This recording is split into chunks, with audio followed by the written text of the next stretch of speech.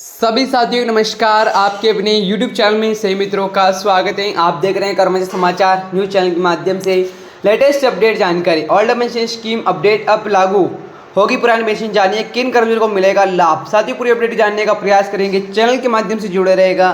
जितने भी साथी कर्मचारी जुड़े हैं चैनल के माध्यम से सभी से मेरा निवेदन है पूरी अपडेट जानने का प्रयास करेगा, चैनल के माध्यम से जुड़े रहेगा। तो आइए जानते हैं लेटेस्ट जानकारी अपडेट को।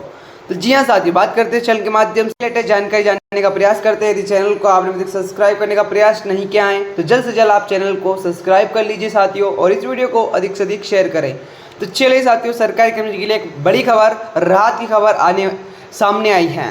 केंद्र और राज्य सरकारों को लगातार मांग के बाद अब कुछ विभागों और राज्य पुरानी पेंशन योजना को फिर से लागू करने का फैसला लिया है। इस फैसले से हजारों कर्मचारियों को सेवानिवृत्ति के बाद आर्थिक सुरक्षा मिल सकेगी।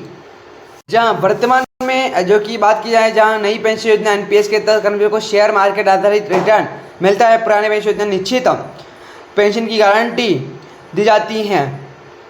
इस लेख में हम विस्तार से जानेंगे कि इस योजना का लाभ किन्हें मिलेगा, इसके फायदे क्या हैं और इसके लिए पात्रता क्या है, जैसे कि पुरानी पेंशन योजना क्या है, इसका मूल उद्देश्य क्या है। तो चलिए साथियों पूरी अपडेट को जानने का प्रयास करते हैं। साथियों, पुरानी पेंशन योजना का उद्देश्य सरकारी कर्मचारी को एक निश्चित और सुरक्षित सेवानिवृत्ति का लाभ देना है। इस योजना की तुलना में ये अधिक भरोसेमंद और स्थिर मानी जाती है। इस प्रकार से breaking news old pension scheme के बारे में नई लेटेस्ट जानकारी इस प्रकार से देखेंगे, पूरे अपडेट को जानने का प्रयास करेंगे। जितने भी साथी कर्मचारी अधिकारी जुड़े हैं सभी से मेरा निवेदन है पूरे अपडेट जानने का प्रयास करिएगा, और चैनल को आपने अभी तक सब्सक्राइब करने का प्रयास नहीं किया, चैनल को सब्सक्राइब कर लीजिएगा। और जैसे कि साथी बात करते हैं, इस योजना के तहत रिटायर होने के बाद कर्मचारी को आखिरी वेतन का 50% पेंशन के रूप में दिया जाता है। इसमें बाजार जोखिम नहीं होता है और कर्मचारियों को जीवन भर पेंशन मिलती है। किन कर्मचारियों को मिलेगा इस योजना का लाभ? साथियों, पुरानी पेंशन योजना का लाभ सभी कर्मचारियों को नहीं मिलेगा और इसमें कुछ खास श्रेणियों को शामिल किया गया है। जिन कर्मचारियों की नियुक्ति 1 जनवरी 2004 से पहले हुई थी, कुछ राज्य सरकार ने चयनित विभागों के लिए इसे फिर से लागू किया गया। हालांकि कुछ नियुक्ति, कुछ सुविधा कर्मचारियों को भी इसमें शामिल किया जा सकता है। और नए और पुराने पेंशन क्या अंतर है?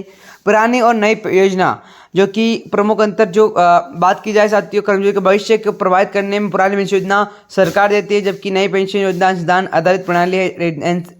एनपीएस रिटर्न बाजार से जुड़ा होता है, जबकि ओपीएस में निश्चित रकम मिलती है। ओपीएस में महंगा भत्ता भी मिलता है, एनपीएस में नहीं। क्यों हो रही है पुरानी पेंशन योजना की मांग? क्यों? कर्मचारी को यूनियनों का तर्क है कि नई पेंशन योजना में अनिश्चितता ज़्यादा है और वृद्धावस्था सुरक्षा कमी है। इसके पीछे कुछ बड़े कारण, रिटायरमेंट के बाद आय की कोई निश्चितता नहीं, बाजार पर आधारित रिटर्न से जोखिम बना रहता है, ओपीएस सरकार जिम्मेदारी लेती है जिससे भरोसा अधिक होता है। किन राज्यों शुरू होगी पुरानी पेंशन योजना? भारत में कई राज्य सरकारों ने अपने कर्मचारी के लिए पुरानी पेंशन योजना को दोबारा से लागू कर दिया है। राजस्थान, छत्तीसगढ़, झारखंड, हिमाचल प्रदेश, पंजाब, इन राज्यों समिति दायरे में सहित, लेकिन इस योजना को लागू किया जा गया है और आगे विस्तार की संभावना बनी हुई है। पुरानी पेंशन योजना के लाभ क्या है? सरकारी कर्मचारी के लिए योजना के भविष्य की आर्थिक सुरक्षा मजबूत साधन मानी जाती है और इसके कुछ प्रमुख लाभ इस प्रकार: जीवन भर निश्चित आय की गारंटी, महंगाई भत्ते का लाभ, रिटायर लोगों को लाभ मिलता है, पारिवारिक पेंशन कोई निवेश जोखिम नहीं होता है।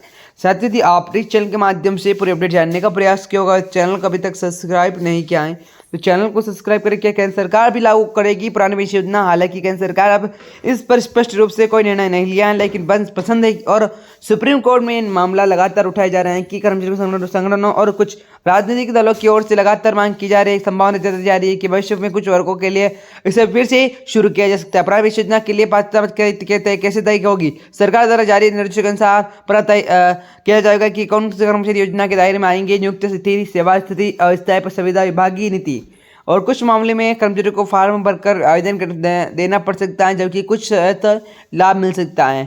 इस प्रकार से आपने इस चैनल के माध्यम से लेटेस्ट अपडेट जानने का प्रयास किया होगा। और कुछ महत्वपूर्ण बिंदु के बारे में बात की जाए तो पूरी अपडेट को जरूर देखिएगा।